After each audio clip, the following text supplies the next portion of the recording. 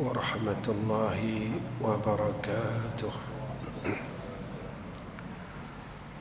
الحمد لله رب العالمين والعاقبة للمتقين والهادي إلى صراط مستقيم. أشهد أن لا إله إلا الله وحده لا شريك له وأشهد أن محمدًا عبده ورسوله. اللهم صل على سيدنا محمد وعلى آله وصحبه وسلم. اللهم لك الحمد وإليك المستكى وأنت المستعان ولا حول ولا قوة إلا بالله العلي العظيم. ونستعينك على فساد فينا ونسألك صلاح أمرنا كله. أما بعد، وقال نبينا محمد صلى الله عليه وسلم: إذا رأيت الله تعالى يعطي العبد من الدنيا ما يحب وهو مقيم على على معاشه فإنما ذلك من حسن إدراج. Pertama sekali kita panjatkan puji dan syukur kepada Allah Subhanahu wa taala dengan hidayah dan taufik serta pertolongan daripada Allah Subhanahu wa taala dan ketentuan yang baik daripada Allah. Dan inilah permintaan kita pada setiap salat dan setiap hari. Ihdinas siratal mustaqim. Dan permintaan kita pada salat subuh, Allahumma hadina fiman hadait. Kita sentiasa meminta hidayah demi hidayah daripada Allah. Mudah-mudahan Allah mengekalkan hidayah ini atas kita. Kita bersyukur kerana kita sering berada di dalam majlis ilmu. Mudah-mudahan dengan asbab majlis ilmu yang kita selalu hadiri, kita menjadi asbab dapat rahmat daripada Allah Subhanahu wa taala. Seseorang yang mengaji ilmu tauhid, jika dia tidak boleh mentauhidkan Allah, bermakna ilmu dia itu sia-sia. Seseorang yang mengaji ilmu fiqh tetapi dia tidak boleh menyempurnakan syariat daripada Allah, maka ilmu fiqh dia sia-sia. Seseorang yang belajar ilmu tasawuf tetapi ilmu tasawufnya itu tidak boleh menjadi asbab untuk membimbing rohaninya menjadi insan yang baik pada sisi Allah, sehingga kita mencapai satu tempat yang disebut oleh Allah dalam Al-Quran: Ya ayyatuhan nafsul mutmainnah irji'i ila rabbiki radiyatan mardiyah fadkhuli fi ibadi wadkhuli jannati. Maka ilmu tasawuf kita sia-sia. Orang yang tahu saja, tuan-tuan, tidak memberi keuntungan. Kerana ada orang yang tahu yang disebut oleh Nabi masih dihumban di dalam neraka Allah. Sebab itu apa yang disebut oleh Allah dalam Al-Quran, innama yakhshallaha min ibadihil ulama. Orang yang takut kepada Allah di kalangan orang alim, kata Allah. Maka ilmu ini jika kita ambil dan kita kutip tetapi tidak sampai kepada maqasid ilmu, natijah daripada ilmu, maka ilmu ini takut menjadi sebab kita besok ditemplak oleh Allah di yaumul akhirah. Dan ini janji Nabi. Nabi sebut dalam masalah hadis tentang Al-Quran, Al-Quran hujjatul lak wa alaika, kata Nabi. Quran ini boleh menjadi syafaat dan dia juga boleh menjadi laknat atas orang yang mempunyai Al-Quran. Begitulah ilmu, tuan-tuan. Jangan kita bangga dan kita sombong dengan ilmu yang ada pada kita, jika mana kita tidak mencapai satu tempat yang disebut oleh Allah ialah takwa kepada Allah. Sebab itu perkara ini apabila kita lihat seolah-olah kita mengambil ringan dalam masalah takwa. Cuba kita fikir, kenapa takwa ini menjadi wasiat dalam Al-Quran? Cuba kita fikir balik, kenapa takwa ini menjadi wasiat setiap minggu di atas mimbar ini oleh khatib? Usikum wa iyaya bittaqwallah. Dan kenapakah Allah nyatakan kepada kita kemuliaan seseorang itu bukan dengan banyak ilmu dia. Seseorang ini mulia dan seseorang ini tinggi bukan sebab ilmu dia banyak, bukan sebab dia boleh bercakap fasih dengan dalil Al-Quran dan hadis, bukan dia boleh menceritakan itu dan ini, tetapi Allah janjikan kepada orang yang mulia ini disebut dalam Al-Quran, inna akramakum indallahi atqakum. Sesungguhnya kata Allah, orang yang mulia di kalangan kamu pada sisi Allah adalah orang yang bertakwa kepada Allah Subhanahu wa ta'ala. Sebab itu tuan-tuan, apabila setiap kurnia ini ia menjadikan kita bertambah maksiat kepada Allah, harta yang Allah bagi kita bertambah jauh kepada Allah dan menjadikan kita orang yang bermaksiat. Bagaimana harta ini boleh menjadi orang itu bermaksiat? Dulu masa kita miskin, sifat sombong ni tidak ada dalam diri kita, maka sombong ini maksiat. Dulu masa kita bodoh, ilmu ini boleh jadi maksiat. Sebab Imam Al-Ghazali rahimahullahu ta'ala dia sebut dalam kitab Bidayatul Hidayah, ilmu ni yang dikata ilmu yang manfaat, semakin dia belajar semakin dia takutkan Allah. Bukan semakin dia belajar dia semakin jadi jahat. Imam Ghazali sebut di dalam kitab Bidayatul Hidayah, semakin dia belajar dia semakin mengenal aib diri. Bukan semakin kita belajar kita kenal aib orang lain. Bukan itu tujuannya. Kalau kita semakin belajar kita semakin kenal aib orang lain, bermakna ilmu ini tidak bermanfaat, kata Imam Al-Ghazali rahimahullahu ta'ala. Nabi sebut tuan-tuan dalam hadis, Al-Kayyis yakni ayyu al-aqil, orang yang bijak. Nabi kata orang yang berakal, mandana nafsahu, dia sentiasa muhasabah diri dia, dia sentiasa hisab diri dia. Orang berakal, orang yang berakal, orang bijak, orang alim, orang pandai, Nabi kata bukan dia hisab diri orang, tetapi Nabi kata mandana nafsahu, dia hisab diri dia. Bukan dia cari salah orang, bukan dia tengok aib orang. Sebab orang yang bijak dia tengok aib dia, apa kelemahan dia, apa kekurangan dia. Dia kurang dari segi apa? Rupanya dia tengok diri dia, dia sentiasa hisap diri dia. Rupanya ibadat dia kurang dalam hidup dia. Rupa dia umur yang Allah bagi dekat dia satu modal yang Allah tak minta ganti balik pun. Tapi modal yang Allah bagi dan Allah akan tanya besok dekat akhirat. Summa latus'alunna yawma izin 'anil na'im. Jangan jadikan umur ini jadi istidraj. Umur ini kurnia Allah. Jangan jadikan harta yang ada pada kita jadi istidraj. Jangan jadikan ilmu yang ada pada kita jadi istidraj. Macam mana ilmu yang jadi istidraj? Semakin kita mula pandai, semakin kita jadi jahat, tuan-tuan. Kita nak rot orang sana, kita nak rot orang sini. Kita bila masa kita rot diri kita? Bila masa kita keji diri kita? Sebab Imam Ghazali dia sebut ilmu yang manfaat ini dia keji diri dia. Dia nampak diri dia, bukan dia keji orang lain. Tidak, tuan-tuan. Imam Malik dan Imam Asy-Syafi'i rahimahullahu ta'ala berbeza pendapat. Tetapi apabila mereka bertemu, mereka berada di dalam satu persamaan. Ini hebatnya ulama, tuan-tuan. Sebab itu ulama menyatakan sifat bagi orang alim ini dia ada toleransi.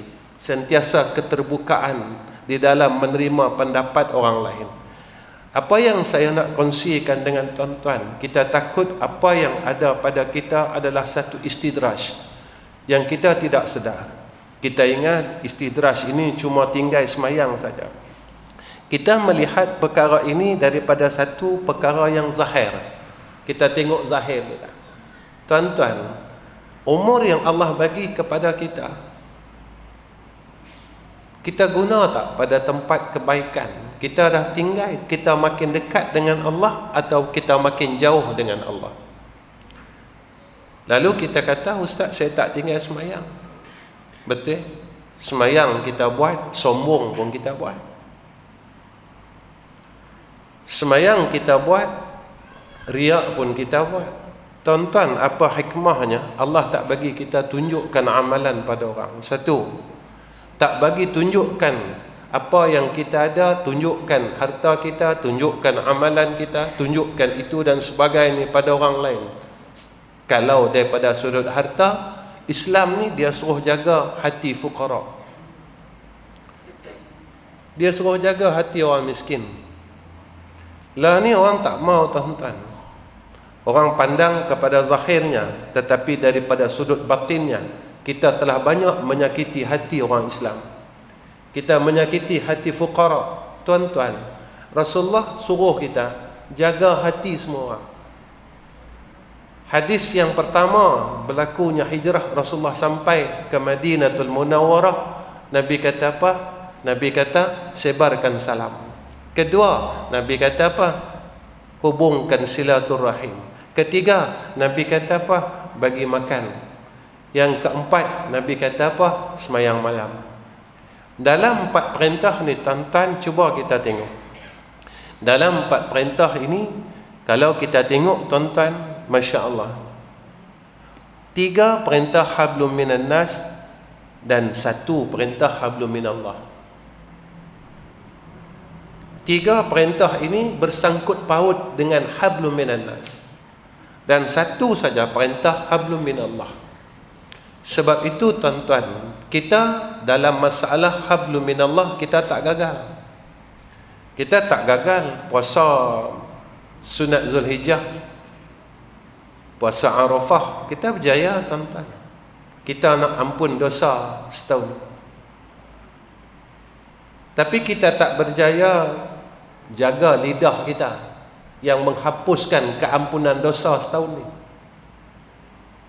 Kita tak berjaya, tuan-tuan, sampai Nabi kata, hadis dalam kitab Penawar bagi Hati. Saya yakin tuan-tuan mengaji kitab tu. Dalam itu ada hadis yang Nabi kata, siapa yang boleh jaga lidahnya, Nabi kata apa? Aku jamin dia untuk masuk syurga. Lidah ini satu perkara yang paling susah untuk kita jaga. Sampai ada riwayat yang lain, Nabi kata apa? Kalaulah Nabi pesan kepada Sayyidina Muaz nak masuk syurga, kata Rasulullah, aku tunjukkan jalan dia. Apa dia? Kata Nabi, jaga lidah. Jaga lidah ni, tuan-tuan. Saya khususnya gagal kita jaga lidah ni, tuan-tuan. Kita berzikir, dalam berzikir itulah kita kata dekat orang lain. Dalam berzikir itulah kita umpat orang lain. Dalam zikir itulah kita buka aib orang lain. Dalam zikir itulah kita tinggikan suara kita sehingga menyakiti akan hati orang lain. Dalam zikir itu jugalah kita memaki akan orang lain. Dalam zikir itu jugalah kita berkata akan perkara yang buruk sangka kepada orang lain. Tuan-tuan, sebab itu ulama dia sebut, ulama jelaskan kepada kita supaya kita ini boleh melihat. Kita takut-takut apa yang ada pada kita ini menjadi istidraj. Pertama, apa kata Ibn Qayyim, tuan-tuan? Yang pertamanya iaitu mereka yang sibuk dengan nikmat tetapi mereka tidak sibuk mensyukuri akan nikmat. Kita sibuk cari nikmat Allah, betul, tuan-tuan? Kita sibuk minta sihat. Tapi dengan sihat ni kita buat apa? Hari ini kita baca Quran. Hari ini kita tasbih tak? Hari ini kita zikir tak? Hari ini kita selawat tak? Walaupun Allah ingat kat kita tiap-tiap minggu. Innama yu'minu bi ayatina alladhina idza dhukkiru biha sujjada wa sabbahu bihamdi rabbihim. Kita sujud tak dengan Allah? Taat tak seluruh perintah dia? Allah kata orang mukmin, ini sifat orang mukmin tuan-tuan. Yang kita buat ni, sifat kita selaras tak dengan apa yang Allah kata? Allah ingat kat kita tiap-tiap minggu. Selaras atau tidak? Ataupun kita khilaf dengan apa yang Allah kata? Allah kata dalam Quran, innama yu'minu bi ayatina alladhi, bahawasanya ni ciri orang beriman. Apabila dia diberikan peringatan, dia dengar ayat Allah, peringatan daripada Allah, maka buat apa? Kharru sujjada, mereka segera taat kepada Allah. Mereka bertasbih, mereka bertahmid kepada Allah. Tuan-tuan, kita baca Quran. Kita baca Quran, kalau kita baca dengan mulut, tuan-tuan, kita hanya boleh khatam Al-Quran. Kita hanya boleh khatam Al-Quran. Kita boleh pahala, tuan-tuan. Tapi kalau kita baca Quran dengan hati kita, tatkala itu Al-Quran menjadi penghubung antara kita dan yang mempunyai kalamnya. Tapi kalau kita baca Al-Quran dengan mulut saja, tiap-tiap hari kita baca surah Al-Mulk, kita nak boleh habis saja Al-Mulk, lalu kita kata, kita pegang pada hadis Nabi sallallahu alaihi wasallam, siapa yang membaca surah Al-Mulk ini terpelihara daripada fitnah Dajjal. Dia yang tu kita dengar kan. Lalu kita tak mau menghadapi selamat daripada fitnah Dajjal, kita baca Al-Mulk, tuan-tuan. Tapi kita baca tak dengan hati kita apa isi surah Al-Mulk itu. Sebab itu apabila kita lihat orang yang selamat daripada fitnah Dajjal ini adalah orang yang beriman, orang yang tak tamak dengan dunia, orang yang tak cinta dunia, orang yang tak peluk dunia.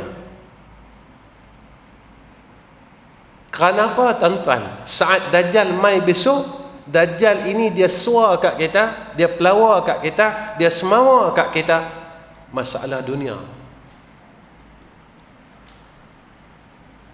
Macam mana kita ni yang masih hubud dunia, yang cinta dunia, yang tamak dengan dunia, masih bergaduh dengan adik-beradik pasal dunia,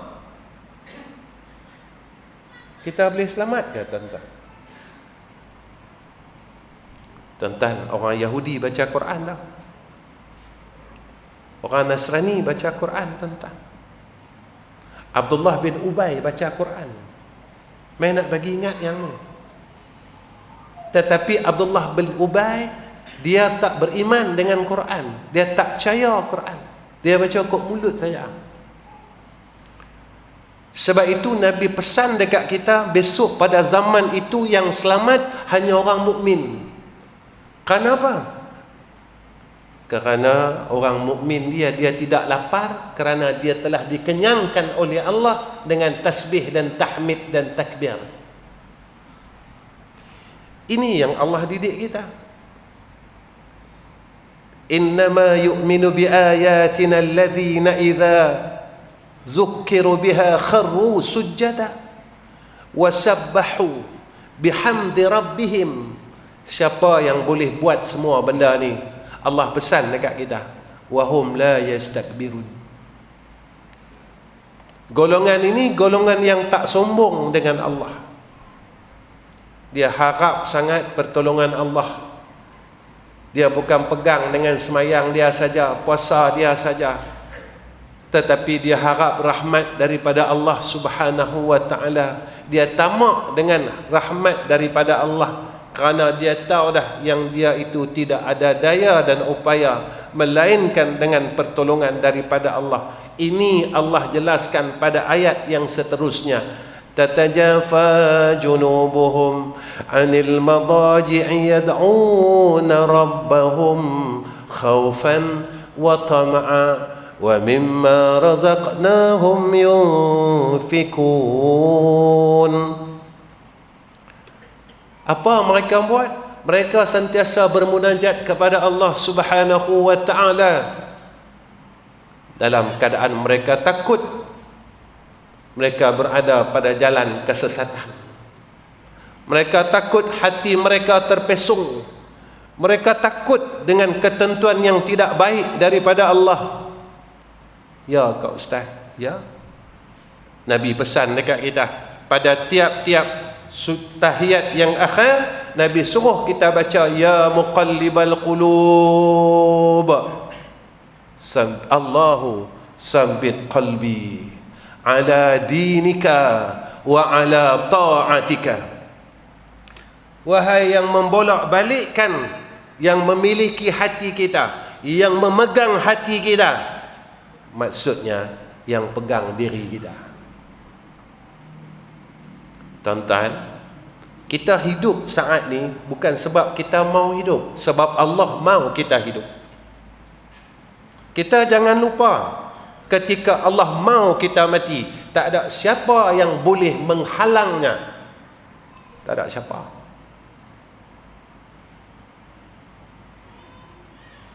Kita hidup bukan sebab kita sihat, tuan-tuan. Kita boleh main masjid, kita boleh semayang bukan sebab kita mau, tetapi adalah ketentuan daripada Allah yang baik atas kita. Tuan-tuan, zaman muda dulu kita tinggal semayang, kita salahkan zaman jahiliah. Jahil apa, tuan-tuan? Kita tahu tinggal semayang tu berdosa. Masa kita tinggal semayang dulu, kita tahu cara nak semayang. Masa kita tinggal semayang tu, kita tahu semayang tu wajib dan tinggal semayang itu berdosa. Masa kita tinggal semayang dulu, kita tahu as-salatu imaduddin, faman aqamaha aqamaddin, wa man tarakaha faqad hadamaddin. Sebab apa? Sebab tu Nabi suruh kita baca pada tiap-tiap tahiyat yang akhir, ya muqallibal qulub thabbit qalbi Allah ala dinika, tetapkan hatiku ya Allah atas agamamu. Kerana apa kita minta Allah tetapkan hati kita atas agama, atas iman dan Islam? Sebab ada orang yang hidupnya Islam, matinya kafir. Dan ada orang yang hidupnya kafir, matinya Islam. Sebab itu Allah ingatkan kita, tatajafa junubuhum anil madaji'i yad'una rabbahum khawfa. Dia takut dengan Allah. Ya Allah, jangan kau lah bolak-balikkan hatiku. Sekarang kau berikan aku iman dan Islam, jangan kau cabut akan imanku tatkala akhir hayatku. Ini orang mukmin yang Allah ajar. Tapi saya tanya diri saya, dan tuan-tuan tanyalah diri tuan-tuan, bila kita ada rasa takut iman kita Tuhan cabut? Sebab apa? Perasaan ini tidak ada dalam diri kita kerana kita kata kita akan mukmin sampai akhir hayat. Sebab itu Allah sebut dekat kita khaufan wa tama'a, tamak dengan rahmat Allah. Kita takut dengan Allah, kita tamak dengan rahmat Dia. Jadi kita buat baik ni untuk Allah, untuk kita dapat rahmat dia. Sebab apa? Sebab kita telah habiskan umur kita, masa silam kita penuh dengan kebencian dia. Kita telah habiskan masa muda kita penuh dengan kebencian Allah. Maka saat sakibaki umur inilah kita berharap dan kita tamak serta kita menagih rahmat dia. Tuan-tuan, masa silam kita tak tengok pun Quran, kita tak pegang pun Quran, kita tak peduli pun Quran. Masa muda kita dulu, kita tak peduli pun tasbih, kita tak baca pun selawat, kita tak baca pun tahlil. Maka umur yang ada dekat kita ni, kita tak tahu ada berapa hari lagi. Tak ada siapa tahu. Baki daripada umur ni, tak ada siapa pun tahu. Allah rahsiakan dekat kita. Sebab itu Nabi sebut pada hadis yang seterusnya, al-kayyisu man dana nafsahu wa amila lima ba'dal mauti. Orang ada akal, orang bijak, orang alim, Nabi kata dia akan beramal bagi barang selepas kematian dia.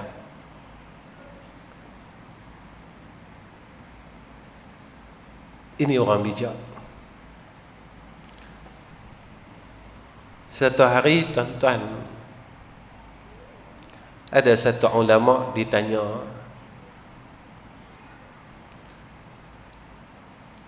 engkau mengaji lama dah, kau dapat apa? Kau mengaji lama dah, kau dapat apa?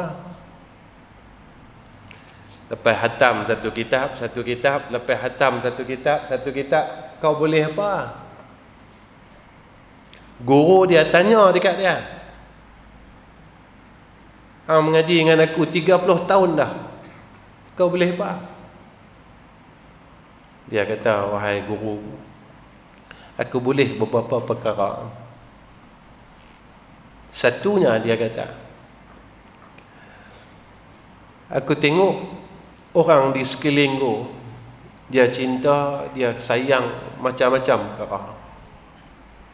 Tapi benda yang dia sayang ni semua dia tinggalkan. Dia sayang harta, dia sayang rumah, dia sayang duit, dia sayang bendang, contoh. Dia bendang banyak relung bendang. Dia sayang sampai bergaduh, tuan-tuan. Sampai masa-masa muka, sampai putus silaturahim.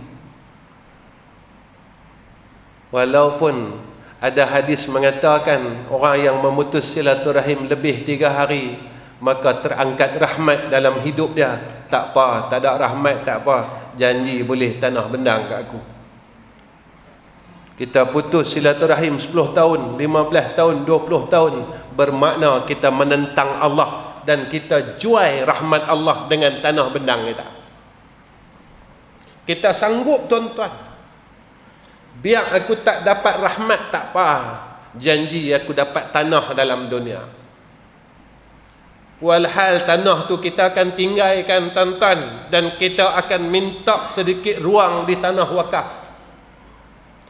Tanah yang kita berkelahi itu kita akan tinggalkan, 1 inci pun kita tak bawa balik, dan kita akan menumpang di tanah wakaf. Maka kata apa kata ulama ni? Dia kata, bila aku tengok semua orang sayang itu sayang, maka ketika itu aku tengok apa yang dia sayang semua dia tinggalkan. Maka aku memilih kasih dan sayang pada yang takkan tinggalkan aku. Guru dia tanya apa dia, wahai muridku? Dia kata, amal saleh. Amal saleh ni dia takkan tinggalkan saya, wahai guruku, waktu aku senang dan waktu aku susah. Bila masa kita susah, tuan-tuan, bila kita duduk dalam liang. Bila kita duduk dalam liang, kita susah. Bila kita duduk dalam liang, kita akan duduk sorang-sorang. Bila kita duduk dalam liang satu rumah yang gelap, dan saat Rasulullah lalu di atas perkuburan, Rasulullah menangis, tuan-tuan. Kita disebut oleh Ibrahim bin Adham, kenapa hati kita ini terlalu kasar? Kenapa hati kita ini terlalu kerah? Kenapa hati kita ini tidak boleh menerima Al-Quran dan hadis? Kenapa hati kita ini walaupun setiap hari kita mendengar Al-Quran, tetapi hati kita tidak boleh dilembutkan dengan Al-Quran? Kata Ibrahim Adham, kita melihat kematian, tetapi kita tidak mengambil pengajaran dari kematian itu. Sayyidina Abu Bakar satu hari dia lalu di tepi perkuburan. Berhenti Sayyidina Abu Bakar. Sayyidina Abu Bakar buat apa, tuan-tuan? Sayyidina Abu Bakar teriak. Sahabat yang bersama dengan Sayyidina Abu Bakar bertanya, wahai Abu Bakar, pasal apa hang menangis? Sayyidina Abu Bakar kata apa? Wahai sahabat, benarlah apa kata Rasulullah. Tempat ini adalah tempat yang menyedihkan. Tempat ini adalah tempat yang menyakitkan. Tempat ini adalah tempat kesusahan, kata Rasulullah sallallahu alaihi wasallam. Saat kita susah, tuan-tuan, amal saleh tak pernah tinggalkan kita. Ni Nabi kata macam tu, bukan saya kata, tuan-tuan. Bila orang hantar jasad kita, tubuh kita di liang lahat, seperti yang Allah sebut dalam surah At-Takatsur, alhaakumut takatsur hatta zurtumul maqabir kalla sawfa ta'lamun.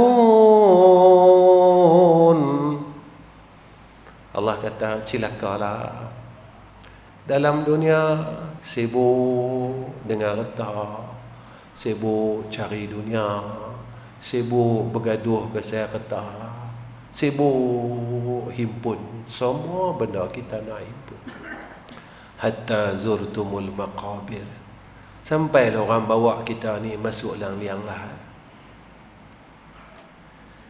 Tuan-tuan, apa yang Allah bagi kat kita, gunalah bagi elok. Allah bagi umur, guna bagi elok. Sebab kita tak boleh patah balik lah. Umur yang kita dah guna dulu-dulu tak boleh patah balik lah, tuan-tuan. Umur kita, saya rasa macam tu. Saya tak tahulah, tuan-tuan.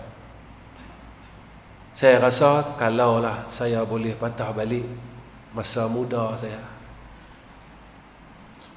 dan saya nak patah balik dan saya nak ubah apa yang saya buat masa muda dulu. Saya nak U-turn balik, kalau boleh. Tapi tak boleh. Saya tak tahu tuan-tuan rasa macam tu ke tak? Saya rasa macam tu.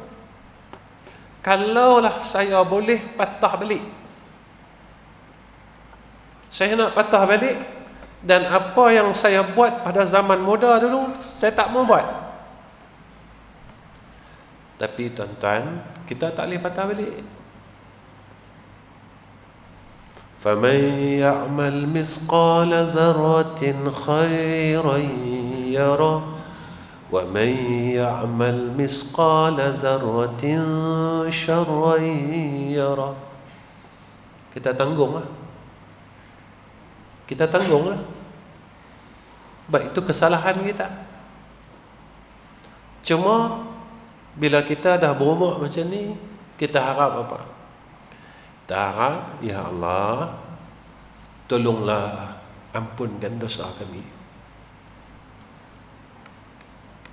Ya Allah, tolonglah ampunkan dosa lidah kami. Lidah yang tak berhenti kata keburukan orang. Daripada muda, ya Allah, daripada umur aku muda sampai umur aku tua ni, aku masih gagal lagi untuk jadikan lidah aku ini seperti mana lidahnya orang saleh. Tuan-tuan, kalau nak cari kawan yang lidahnya saleh. Mana kawan lidah yang saleh? Ni kata ulama. Tatkala dia bersama dengan kita, lidahnya menceritakan tentang Allah. Ni cari kawan macam ni. Tatkala dia bersama dengan kita, lidahnya menceritakan tentang Allah. Dan tatkala ia bersama dengan Allah, lidahnya menceritakan tentang kita.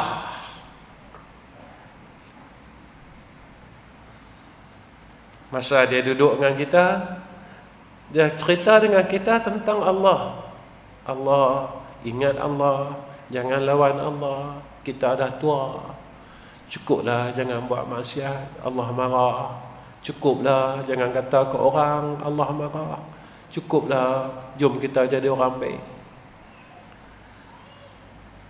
Tatkala ia bersama dengan Allah, dia cerita tentang kita.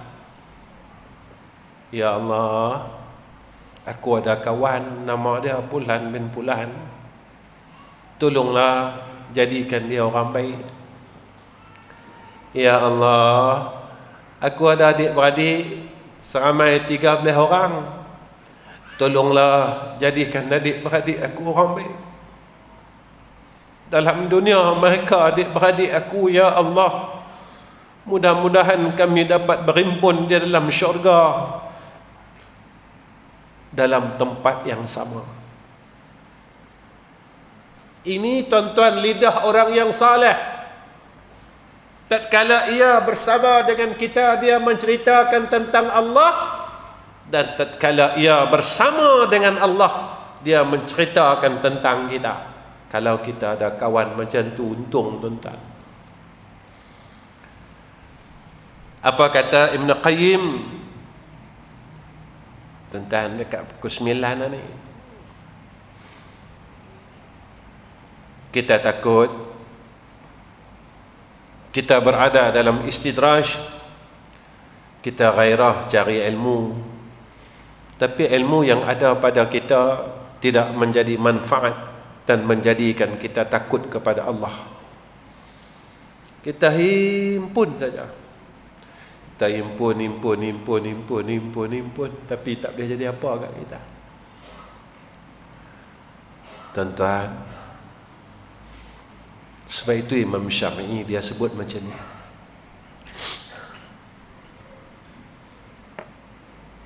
Satu gantang adab lebih baik dari secupak ilmu.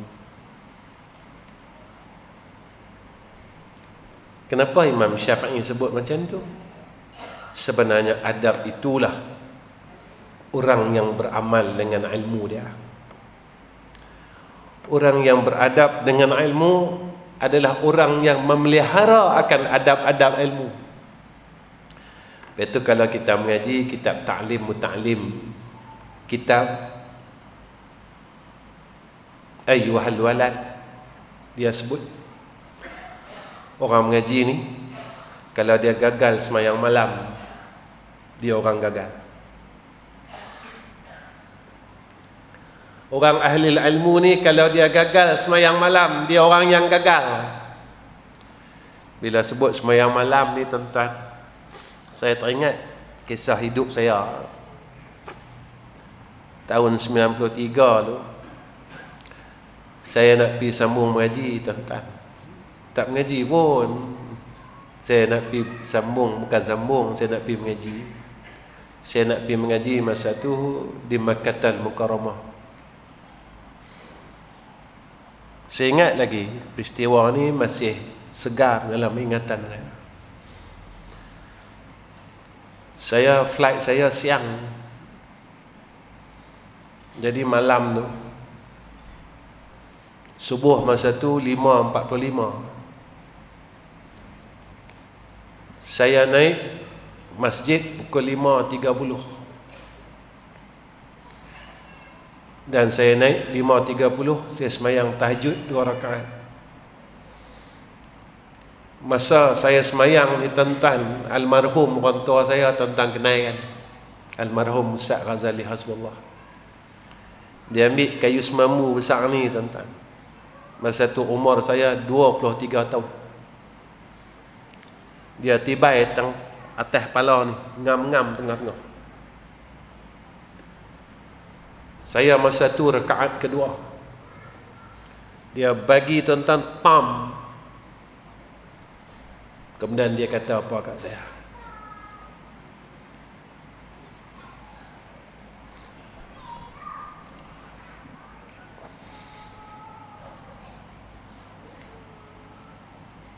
Dia kata, nak jadi ulama macam mana? Hang nak jadi orang alim macam mana kalau hang tak boleh bangun malam? Dia kata, mana ada orang alim yang semayang tahajud 15 minit lagi nak masuk subuh? Dia kata. Saya ingat lagi Tuan-tuan,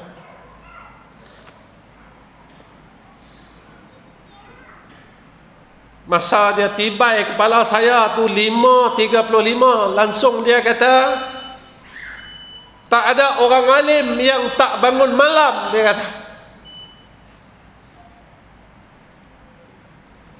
Tapi dia kata, Allah akan bagi ilmu kat semua orang, tetapi Allah tidak akan bagi hakikat orang alim dan kemuliaan orang alim pada orang yang meninggalkan bangun malam, kata dia. Betul Tuan-tuan? Kita ada ilmu, kita belajar ilmu tauhid, tapi kita tak boleh mentauhidkan Allah. Sampailah kita ragu dengan Allah, sampailah kita tak percaya dengan Allah, sampailah kita buruk sangka dengan Allah. Kita tak boleh nak tawakal, kita tak boleh nak redha, kita tak boleh nak sayang Allah Ta'ala yang terlalu sayang kepada kita. Kita nak sayang Allah, tentu kita tahu, mengenal akan sifatnya, af'alnya. Yang ni kita mengajar ilmu tauhid, tetapi kita sekadar tahu sifat 20 daripada wujud sampai mutakalliman, tetapi tahu kita sifat 20 tidak memberi kesan di dalam akidah kita, tak jadi apa-apa Tuan-tuan. Ilmu tauhid yang kita mengaji tidak menjadi apa-apa kepada kita. Kita tak boleh nak sayang Allah, kita masih sayang dunia lagi. Tuan-tuan, Allah ni maha cemburu Tuan-tuan. Allah ini maha cemburu.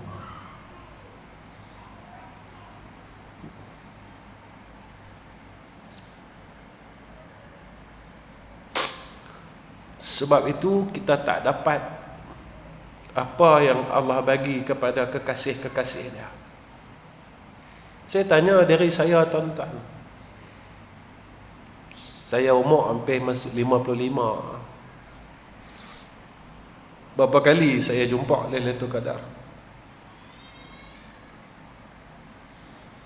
Kalau kita tengok sejarah Nabi, sahabat-sahabat, ulama-ulama, semua mereka, Imam Syafi'i, Imam Ghazali cerita pengalaman mereka jumpa Lailatul Qadar. Sebab apa? Sebab mereka adalah kekasih Allah. Kenapa kita tak dapat? Saya nak masuk 55 dah. Berapa kali saya jumpa Lailatul Qadar, saya tanya diri saya, kenapa Allah tak bagi saya? Kita akan datang satu persoalan dalam hidup kita. Allah bagi kita duit, Allah bagi kita isteri, Allah bagi kita anak, Allah bagi kita tanah, Allah bagi kita rumah, Allah bagi kita getah, Allah bagi macam-macam dekat kita. Tapi benda yang Allah bagi kepada kekasih-kekasihnya, kita tak pernah dapat pun. Antaranya Lailatul Qadar, antaranya mimpi jumpa Nabi. Kita usaha tuan-tuan pergi Madinah, tapi Nabi tak mau jenguk kita, jumpa kita. Kita pergi dah umrah tuan-tuan, 10 kali kita pergi. Kita duduk depan makam Nabi, kita usaha pujuk tuan-tuan. Kita nak jumpa sangat dengan Nabi sallallahu alaihi wasallam. Tuan-tuan, ulama yang salihin, mereka menceritakan tentang peristiwa mereka menemui dan melihat wajah Rasulullah sallallahu alaihi wasallam. Saya tanya dari saya dan tuan-tuan tanyalah dari tuan-tuan, berapa kalikah dalam hidup kita Rasulullah datang menemui kita dan kita dapat melihat akan wajah kekasih Nabi kita Muhammad sallallahu alaihi wasallam? Jika jawapannya tidak pernah, kita kena tanya, apa salah aku dengan Nabi sallallahu alaihi wasallam? Apa salah aku kepada engkau ya Rasulullah sehingga engkau tidak mahu melihat akan umatmu ini? Imam Syafi'i cerita dia pernah jumpa Imam Ghazali. Semua ulama-ulama ini menceritakan kepada kita. Tuan-tuan, ni bukan masanya kita nak sibuk pada perkara yang kita pernah sibuk dalam hidup kita. Ketiga, kita takut apa yang Allah berikan kepada kita berupa istidraj. Kita melakukan dosa tetapi kita menangguhkan taubat. Saya tak ada dosa, Ustaz. Sombong tu dosa. Rasa baik tu dosa. Masa kita bodoh dulu, kita tak pandai nak bodohkan orang. Masa kita tak tahu dulu, kita tak pandai nak cari salah orang. Sebab kita rasa kita pandai. Padahal Imam Ghazali sebut, mengaji ni bukan cari aib orang. Mengaji ni cari aib sendiri. Kalau tuan-tuan tak percaya, cakap saya, buka kitab Imam Ghazali, bab ilmu manfaat. Ilmu manfaat tu apa? Semakin dia mengaji, semakin dia kenal aib diri dia. Keempat, kawan dengan orang saleh tapi tak boleh jadi saleh. Duduk tempat baik tapi tak boleh jadi baik.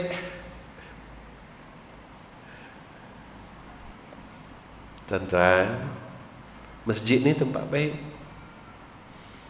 Kenapa hati kita masih pecah?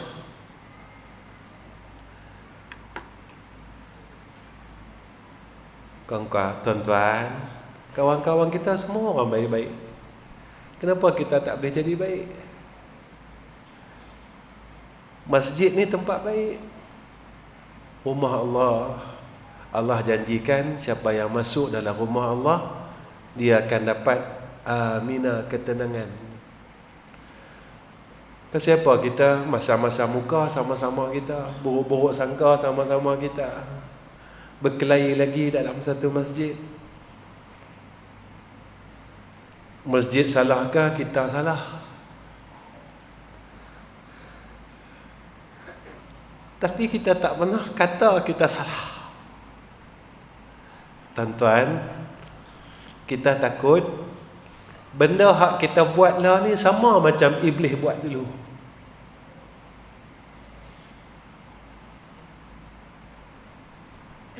Kita kata orang masjid salah. Kita kata kawan tu salah. Rupanya benda yang kita buat selama ni iblis buat dah. Itu yang saya kata, jangan baca Quran dengan mulut, bacalah Quran dengan hati. Kan iblis bila dia tahu Allah jadikan Nabi Adam, dia kata, wah, aku lebih baik daripada dia, wa ana khairum minhu. Itu yang Allah suruh sujud, dia tak mau.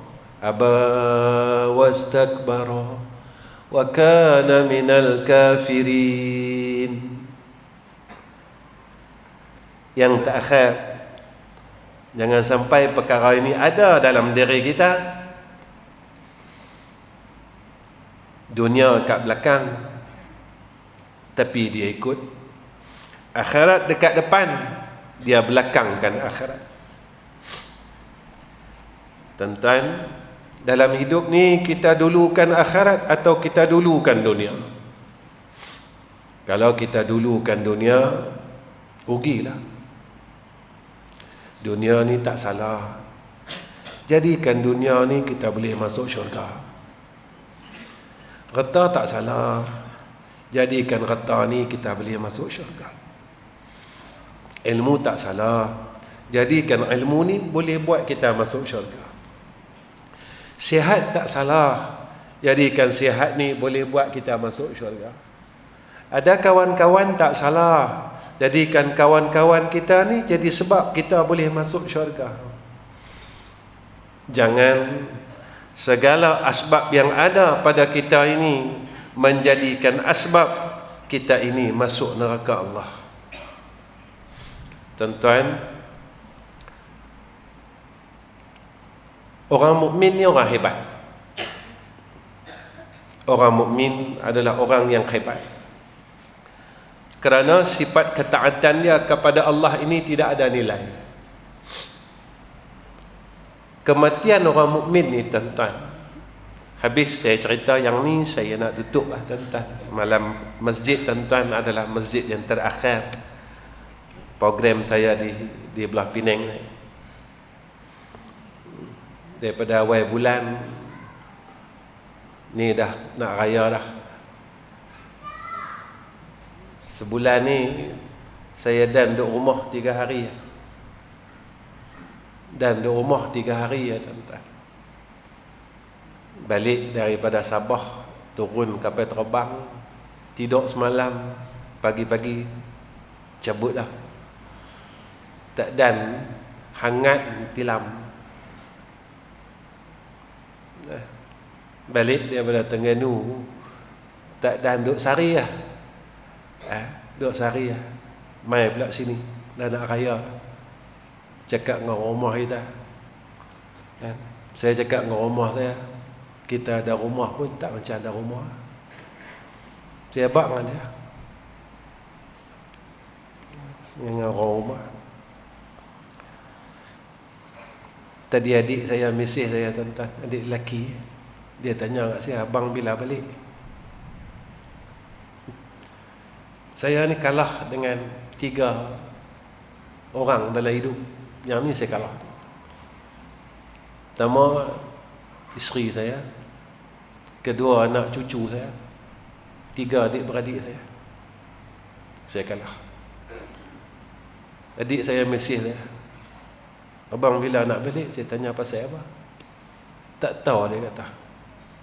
Dia rasa rindu pula kali ni. Dia kata. Rindu pula dia dengan saya. Dia kata, lama tak nampak muka abang. Dia kata. Baik, tuan-tuan. Orang mukmin ni, tuan-tuan, bila dia mati, kata ulama, bumi ni menangis dan langit pun menangis. Saya nak tutup dengan perkara ni. Kita jadilah kematian kita ditangisi oleh langit dan bumi. Macam mana, tuan-tuan, bumi menangis? Kata ulama, bila orang mukmin ni mati, bumi ni akan menangis, iaitu tempat ia berbuat taat dan sujud kepada Allah akan menangis.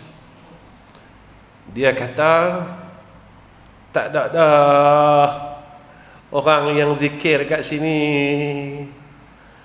tak ada dah orang yang bangun malam dekat sini. Dia menangis dan terus menangis, tuan-tuan. Tuan-tuan ingat tak mimbar Rasulullah sallallahu alaihi wasallam yang menangis dan didengari oleh Rasulullah sallallahu alaihi wasallam. Setelah Rasulullah menjanjikan kepada mimbarnya yang lama, barulah mimbar itu berhenti daripada menangis. Tuan-tuan, tempat-tempat kita berbuat ibadat ini akan menangis. Mereka akan menangis kerana hilang orang mukmin yang taat kepada Allah. Jadikan rumah kita, tuan-tuan, saat kematian kita, maka bekas-bekas di dalam rumah kita, bekas kita sujud, bekas kita baca Quran, bekas kita bertasbih, mereka akan menangis di hadapan Allah. Ya Allah, aku telah kehilangan seorang hamba-Mu yang saleh. Ni sama apa yang ulama sebut dan apa yang berlaku ke atas Sayyidina Rasulina Muhammad sallallahu alaihi wasallam. Masa Nabi boleh mimbar baru, ketika itu Nabi mendengar satu tangisan seperti mana tangisan seorang anak kecil. Rasulullah berhenti, tuan-tuan. Rasulullah dapati bunyi tangisan itu daripada mimbar Nabi yang lama. Rasulullah tanya, pasal apa menangis? Ya Rasulullah, engkau dapat mimbar yang baru, tentu engkau tinggalkan aku nak. Tuan-tuan, kalau batang korma pun menangis kerana takut ditinggalkan oleh Nabi Muhammad sallallahu alaihi wasallam, takkan kita yang ada hati, ada akal, ada ilmu ni tak pernah rasa takut kalau Nabi tinggalkan kita? Dia terus nangis, tuan-tuan, dia terus teriak. Nabi kata, berhentilah. Dia kata, aku tidak akan berhenti menangis ya Rasulullah sehinggalah kau berjanji untuk tidak tinggalkan aku. Rasulullah janji dengan mimbar, kau akan bersama-sama dengan aku di dalam syurga. Baru dia berhenti, tuan-tuan. Kemudian kata ulama, langit akan menangis, yang mana setiap hari amalan orang mukmin yang salah ini diangkat oleh malaikat. Mereka telah kehilangan akan waktu itu. Mana amalan orang ini, mana amalan orang saleh ini, kami dah tak tengok dah, kami dah tak nampak dah. Maka malaikat kata, dia telah menemui Rabbul Azza. Sebenarnya, tuan-tuan, orang mukmin ni dia memang mencintai mati dan menunggu mati saat kematiannya.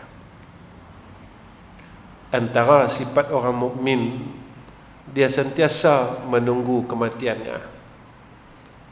Dia sentiasa menanti, bila aku nak jumpa dengan Allah, bila aku nak menemui Rabbul Izzah. Orang mukmin ni, tuan-tuan, tanda keimanan salah satunya, dia sentiasa merindui saat kematiannya. Dia sentiasa menunggu saat pertemuannya dengan Allah, kerana hatinya terlalu rindu dengan Allah Subhanahu wa ta'ala. Tuan-tuan, saya rasa cukup setakat ini pertemuan saya dengan tuan-tuan.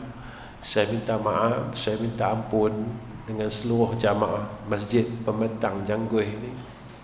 Jika apa yang tuan-tuan harapkan daripada saya, tuan-tuan tak dapat, sebab saya bukan orang alim, tak macam ustaz-ustaz yang lain. Jadi saya minta maaf. Cuma pada akhir kuliah ini, saya harap tuan-tuan tolong doakan supaya saya dapat mati husnul khatimah. Itu yang saya minta daripada semua jamaah semua. Tolonglah doakan saya, isteri anak-anak saya, kami dapat mati husnul khatimah. Itulah permintaan saya, tuan-tuan. Dan yang terakhir, seperti mana kata tuan pengurusi kita, Al-Fadil Ustaz kita, yang mana sekarang saya sedang nak menyiapkan masjid di madrasah di Kuala Terengganu. Masjid tu, tanah itu tuan-tuan saya baru terima dalam setahun, dan sekarang kami dalam proses buat masjid. Luas dia 11,000 kaki persegi. Alhamdulillah dah siap hampir 90%. Saya pengkat awalnya saya tak terima wakaf itu sebab saya dah ada 2 sekolah di Selangor, dan saya tak tahu apa ketentuan Allah. Hamba yang mewakafkan tu minta sangat saya terima, padahal tuan-tuan, saya ditawarkan tanah ini satu Malaysia. Sebelah Lok Stang, tuan-tuan, orang bagi kat saya 5 ekar, saya tolak. Sebelah Kuala Lipis, orang bagi kat saya 12 ekar, saya tolak. Boleh kata setiap negeri orang bagi kat saya tanah, tapi saya tak mau. Dan saya tak tahu apa takdir Allah. Di Terengganu ni saya terima keluasan 4 ekar. Dan Alhamdulillah kita telah mula buat masjid tu. Luasnya 11,000 kaki persegi dan hampir siap, dan 90% prosesnya. Sekarang ni kami sedang cari dana. Saya sebenarnya jarang saya nak buat kutipan, tapi kawan-kawan dan sahabat yang menguruskan madrasah di Kuala Terengganu kata, Ustaz, saya tahu perangai Ustaz sejak akhir ni, tapi kami haraplah Ustaz tolonglah buat juga. Saya kata tak apalah. Antara yang kami perlukan iaitu pembelian tile sejumlah RM24,000 dan wiring ruang salat sejumlah RM25,000, dan shilling, kami gunakan shilling material poli sejumlah RM45,000. Dan saya tak tahu siapakah orang yang Allah pilih untuk menyiapkan masjid itu, dan saya sendiri pun tak tahu. Cuma setiap malam saya angkat tangan dengan Allah, ya Allah, kerja ni berat, kerja ni bukan satu kerja yang senang. Tolonglah, tolonglah, tolonglah. Setiap malam itu yang saya panjatkan doa kepada Allah. Karena saya buat sekolah, tuan-tuan tahu, saya bukan buat macam orang lain, orang kaya ke, anak orang miskin ke. Saya tak pernah ambil yuran untuk mereka setiap bulan. Bukannya percuma, tak. Cuma saya tak ambil, saya tak minta, saya tak tetap apa-apa. Bukan percuma, tapi saya tak pernah minta. Makan, minum, api air. Orang tanya saya, pasal apa Ustaz buat macam ni? Ustaz bukan orang kaya. Saya kata sebab saya nak masuk syurga. Saya hidup bukan lama pun, tuan-tuan. Kenapa saya selalu cakap saya hidup bukan lama? Tak tahulah, cuma hati nurani saya mengatakan saat kematian saya rasa macam hampir. Saya rasa macam tu. Ini naluri saya, tuan-tuan. Tak tahulah rahsia Allah, rahsia Tuhan saya tak tahu. Tapi saya merasakan bahawanya saat kematian saya ini macam terlalu hampir untuk saya bertemu dengan Allah. Dan memang saya sentiasa menunggu saat itu untuk saya menemui Allah Rabbul Izzah, untuk saya dapat melihat akan wajah baginda Rasulullah sallallahu alaihi wasallam. Jika itulah jalannya untuk kita dapat menatap wajah Sayyidina Rasul, untuk kita dapat bertemu dengan Rabbul Izzah, maka saya redha jika Allah ambil nyawa saya tatkala saya sedang mengingati Allah Subhanahu wa taala. Wa akhirul kalam, assalamualaikum warahmatullahi wabarakatuh. Bismillahirrahmanirrahim. Alhamdulillahi rabbil alamin. Wassalatu wassalamu ala asyrafil anbiya'i wal mursalin wa ala alihi wa sahbihi ajma'in. Ya Allah, Ya Allah, Ya Allah, kami hamba-Mu yang terlalu lemah, Ya Allah. Kami hamba-Mu yang terlalu dhaif, Ya Arhamar Rahimin. Kami lemah untuk kami berbuat kebaikan dan ketaatan kepada Engkau. Maka tolonglah kami agar kami menjadi hamba yang taat dengan setiap perintah-Mu, Ya Zal Jalali wal Ikram. Ya Allah, kami hamba-Mu yang lemah untuk kami meninggalkan kejahatan demi kejahatan, Ya Allah. Sehingga saat ini kami tidak mampu meninggalkan kejahatan lisan kami, Ya Allah. Lidah kami masih lagi melakukan kemaksiatan dan dosa dengan jalan lisan kami. Tolonglah kami, Ya Allah. Jagalah lidah kami hingga kami dapat menjadi lidah orang yang saleh. Ya Allah, Ya Allah, Ya Allah. Jika Engkau tidak bantu kami, Ya Arhamar Rahimin, kami khawatirkan kami berada dalam kebinasaan dan kecelakaan, Ya Zal Jalali wal Ikram. Ya Allah, kami tidak mampu untuk diazab dengan neraka-Mu, Ya Arhamar Rahimin. Ya Allah, kami tidak akan tahan menerima azab neraka Jahannam-Mu, Ya Allah. Oleh itu kami mohon dengan rasa kehambaan kami pada malam ini, Ya Arhamar Rahimin, ampunkan dosa-dosa kami, maafkan kesalahan kami. Tolonglah, Ya Allah, Kau padamkan seluruh masa silam kami yang penuh dengan kejahatan, Ya Arhamar Rahimin, agar besok di padang mahsyar tidak ada seorang pun daripada hamba-hamba-Mu yang akan melihat segala kejahatan kami. Ya Allah, tolonglah tutup segala aib-aib kami di dunia dan di akhirat. Jangan Kau tayangkan aib kami, Ya Allah, di dunia dan di akhirat, Ya Arhamar Rahimin. Kami tidak akan mampu menanggungnya, kami tidak akan mampu melaluinya. Ya Hayyu Ya Qayyum, Ya Allah, pilihlah kami untuk kami dapat masuk syurga Engkau, Ya Zal Jalali wal Ikram. Ya Allah, Ya Allah, Ya Allah. Wa sallallahu ala sayyidina Muhammad wa ala alihi wa sahbihi wa baraka wa sallam. Walhamdulillahi rabbil alamin.